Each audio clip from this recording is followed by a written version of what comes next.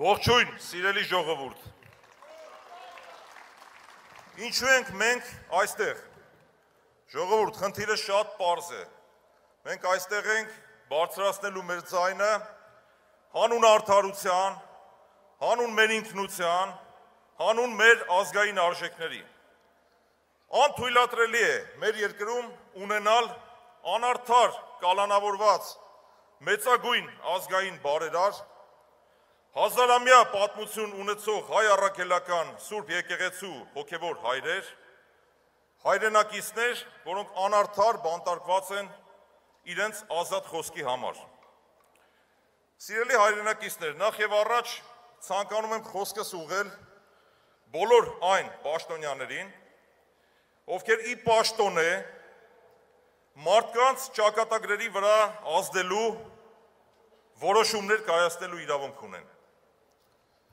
Հիշեք մի կարևոր բան, պաշտոնը ունի շատ նուրբ հատկություն, դա անցյալ դառնալու հատկությունն է։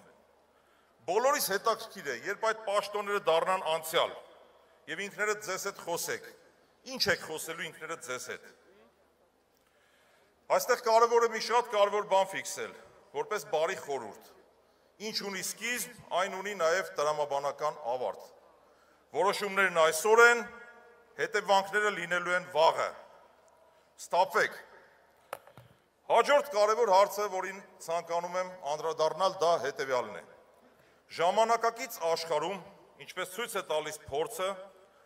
կապիտալը հոսում է հիմնականում հարուստ երկրներ։ Իսկ բոլոր մնացած երկրները, այդ թվում նաև Հայաստանի Հանրապետությունը, նախ եւ առաջ կարող են հույսը դնել ներքին ներդրումների վրա։ Եվ այստեղ է, որ մենք պետք է փառք տանք Աստծուն, որ ունենք Սամվել Կարապետյան ազգային բարերար եւ նմանատիպ ազգի զավակներ։ Նորմալ երկրներում նման մարդկանց պահում փայփայում են աչքի լույսի նման, բայց թե ինչ է կատարվում մեր մոտ, տեսնում եք բոլորդ։ Հարգելի հայրենակիցներ, ի տարբերություն շատ քաղաքական միավորների, տարբեր շարժումների, մենք ունենք մեկ հիմնական առավելություն։ Մենք չենք հայոյում, մենք չենք տարածում ատելություն, մենք չենք խոսում ուրիշի արած կամ չարածի մասին։ Մեր հիմնական առաքելությունը մենք տեսնում ենք նրա մեջ, թե ինչ ենք մենք անելու, ինչպես ենք մենք տեսնում երկրի զարգացումը։ Իսկ երկրի զարգացումը մենք տեսնում ենք հզոր տնտեսություն ունենալու մեջ,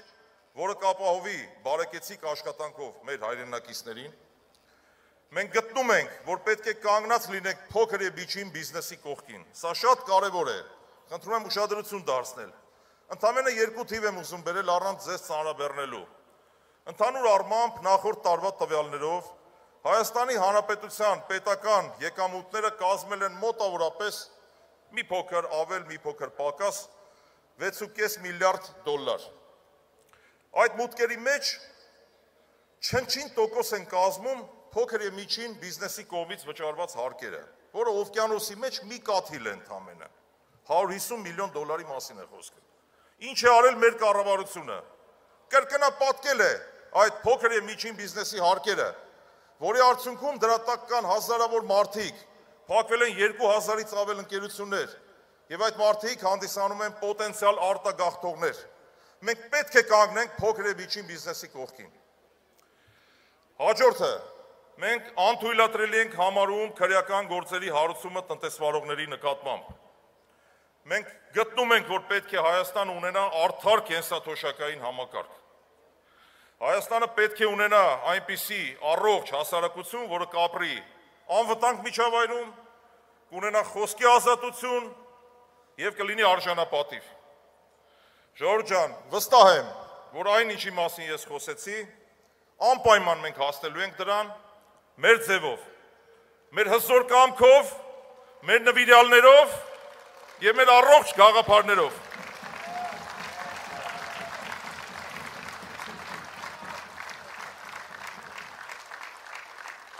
Առանձնահատուկ շնորհակալություն եմ ուզում հայտնել բոլորիդ, որ ունենք այսքան նվիրյալներ, գաղափարակից ընկերներ, առողջ գաղափարներով, ողջախոհ եւ մեկ անգամ եւս օգտվելով առիթից, եկեք սատարենք մեր բոլոր քաղաքբանտարկյալներին։ Ազատություն, ազատություն, ազատություն։